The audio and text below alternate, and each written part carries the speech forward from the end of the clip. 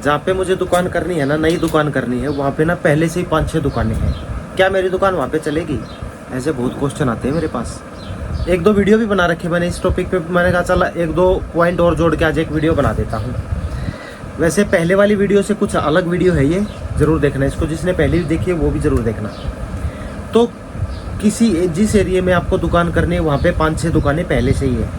अब वहाँ पे नई दुकान चलेगी क्या? एक दुकान और खोलनी। वैसे ही ऑनलाइन का ज़माना है, कंपटीशन इतना तगड़ा, 5-6 दुकानें पहले, अब मैं एक और डाल लूँ तो क्या होगा?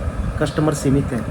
अगर उस कॉलोनी में 100 मकान है तो 100 ही रहेंगे, वो 110 हो जाएंगे, 120 हो जाएंगे। कस्टमर तो सीमित है ना, दुकानें बढ़ रही हैं, कस्टमर तो उतने ही है। तो कैसे दुकान करनी है? आज इसी टॉपिक पे मेरी वीडियो होने वाली है। नमस्कार दोस्तों, मैं आपका होस्ट रवि रविंदर। मेरे यूट्यूब चैनल रवि किराना बिजनेस में आप लोगों का स्वागत करता हूँ। और दोस्तों, सबसे पहले तो मैं बता दूं, मैंने ऐसे 9-10 पॉइंट नोट किए हुए हैं जो आप लोगों को बहुत हेल्पफुल होने वाले हैं। ये पॉइंट बहुत हेल्पफुल पॉइंट है जो आप लोगों की बहुत मदद करने वाले हैं। तो वीडियो को बिना स्किप किए देखना आप लोगों को, ठीक है? एक पॉइंट नोट कर लेना, आपकी दुकान चल जाएगी। सबसे पहला तो है लोकेशन।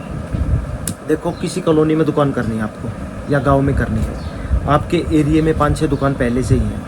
अगर आपकी दुकान की लोकेशन ऐसी है कि उनकी दुकान की लोकेशन से अच्छी है तो आप दुकान करना, अदरवाइज काटा मार दो, मत करना। पैसा फिजूल होएगा, क्योंकि वो ऑलरेडी जो मार्केट में बड़े बड़े मगरमच्छ बैठे हैं ना 5-6 आपके पास में, वो आपको पैर जमने नहीं देंगे।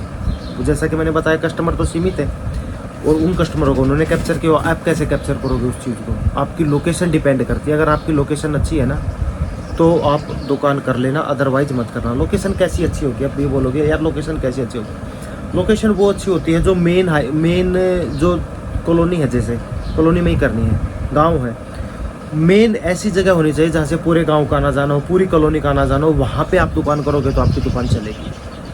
पहला पॉइंट है ये, डिपेंड करता है आपकी लोकेशन पे, ठीक है? तो बहुत ध्यान रखना इस चीज़ का। अगर लोकेशन अच्छी नहीं है तो वीडियो को अभी काट दो, आगे देखने का कोई फ़ायदा नहीं। अगर आपकी लोकेशन अच्छी है तो कंटिन्यू चलती रहने दो। ये था पहला पॉइंट। दूसरा है दुकान का साइज़ है ना, आपकी दुकान चलने के ऊपर डिपेंड करता है। दुकान का साइज़ है ना, जो पहले से 5-6 दुकानें हैं ना, या तो उनसे उनके लेवल में ही हो या उनसे बड़ा हो तो अच्छा है, उनसे छोटा नहीं होना चाहिए, क्योंकि ना उसमें फिर सारा सामान आ जाता है। तो दुकान का साइज़ भी बहुत डिपेंड करता है दुकान के चलने के ऊपर। छोटी दुकान होगी उतना ही कम सामान होगा, बड़ी होगी ज़्यादा होगा। तो दुकान का साइज़ थोड़ा सा उनकी दुकान से बड़ा रखना आप लोगों को, तभी आपकी दुकान चल पाएगी। ये दूसरा पॉइंट है, नोट कर लेना। तीसरा है भाई माल के ऊपर। भाई नई दुकान करी है ना तो सारा माल आपके पास ब्रांडेड होना चाहिए, लोकल माल मत रखना। देखो, नई दुकान करी है, अब जो पहले से 5-6 दुकानें हैं उन लोगों के पास ब्रांडेड भी है और लोकल भी माल है, क्योंकि उनकी पुरानी हो चुकी है। लेकिन आपको सारा ब्रांडेड माल रखना है। कस्टमर बाजार से तो कोई आएगा नहीं, या किसी दूसरे गांव से तो कोई आएगा नहीं, आपके नज़दीक के ही कस्टमर होंगे। अब उनको ये पता चलेगा ना कि भाई इसके पास सारा ब्रांडेड माल है और लोकल माल नहीं है, तो मैं यहीं से सामान लूँगा। इस चीज़ को बड़ा ध्यान से आपको, मतलब दुकान करते टाइम पे याद रखना है कि ब्रांडेड माल ही लेना है आपको, लोकल माल यूज नहीं करना स्टार्टिंग में।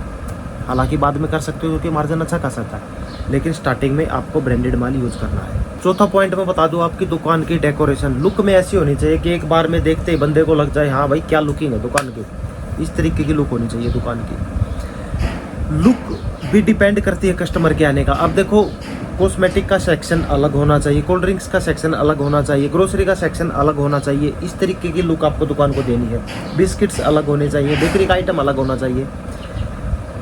लुक, ये एक तो ये सामान हो गया लुक। और दूसरा एक काउंटर है जो अपना हम जैसे दुकान का शटर होता है, जो मेन गेट होता है, उस पे ना हम काउंटर को पूरा आगे फंसा देते हैं ताकि कोई कस्टमर अंदर ना जा पाए। इस तरीके से नहीं करना आपको करना उसको एल शेप में काउंटर को करना, जैसे मैंने किया हुआ आपने। उससे क्या होगा, कस्टमर अंदर आएगा, आपका दुकान का सारा माल उसको दिखाई देगा। इस तरीके से दुकान करनी है आपको, ठीक है? कस्टमर अगर बाहर से जाएगा, बाहर से कोई सामान लेने आएगा, एक लेगा, वो जो लेने आए वो चला जाएगा, लेकिन अंदर आने के बाद काफ़ी चीज़ें दिख जाएंगी उसको, 2-4 आइटम और ले लेगा। तो ये लुक और आपकी डेकोरेशन भी थोड़ा सा डिपेंड करती है आपकी दुकान को चलने में।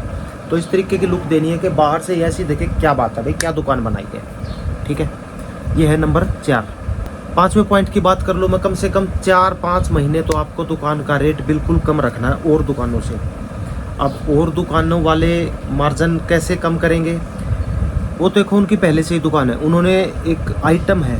फॉर एग्जांपल ले लेता हूँ मैं, क्या लूँ चलिए ये ले लेता हूँ, साबुन है ये भाई। इसका मार्केट रेट मान लो 40 रुपये, और वो 40 में ही दे रहे हैं, आपको ये 38 में 39 में दे दो, वो उतने का ही दे रहे हैं। आप इसका 1-2 रुपया कम कर दो, फॉर एग्जांपल है, हर चीज़ का रेट कम कर दो, इतना कम कर दो कि भाई आप ये मान के चलो कि 3-4 महीने तो मुझे कुछ कमाना ही नहीं है भाई, 3-4 महीने तो मुझे सेवा करनी है। उस 3-4 महीने में आप कस्टमर जोड़ लोगे, फिर उसके बाद धीरे धीरे इंक्रीज़ कर दो अपना पैसा बढ़ाना, 1 रुपया 2 रुपया जितना उन्होंने किया उतना कर दो, कस्टमर तो बन जाएंगे आपके। कस्टमर जुड़ गए ना एक बार, फिर वो टूटते नहीं। अब कई भाइयों के सवाल क्या आएगा, क्या अगर रेट बढ़ा दिया तो फिर वो भाग गए? तो ऐसा नहीं होता यार, अगर एक बार आपसे कस्टमर जुड़ गया ना तो वो जुड़ गया, ठीक है। कस्टमर को भी पता है यार, हर पूरी ज़िंदगी भर इस आइटम का रेट ये नहीं रहने वाला, एक हफ्ते में, 6 महीने में, 2 महीने में रेट बढ़ने वाला है।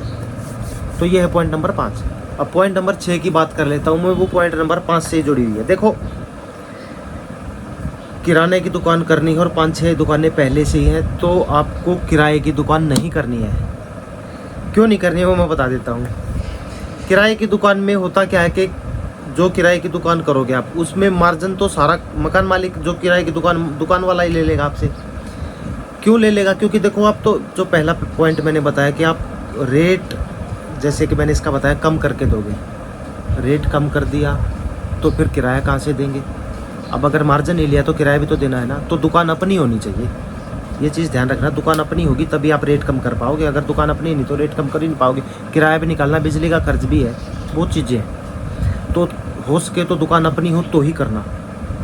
फिर रेंट पे लेके अगर वहाँ मगरमच्छों में बैठोगे तो वो बैठने नहीं देंगे आपको, फिर मत करना, पैसा वेस्ट हो जाएगा। Point number 6। अब बात कर लेता हूँ 7वें पॉइंट पे। देखिए, दुकान कर ली आपने, अब उसके बाद होगा क्या कि 99.9%, बल्कि 100% कहना चाहूँगा मैं, आपकी उधार होगी। कहीं भी दुकान कर लो आपकी उधार होगी, 101% होगी बल्कि। अब उसके लिए ना आपके पास बैकअप होना चाहिए।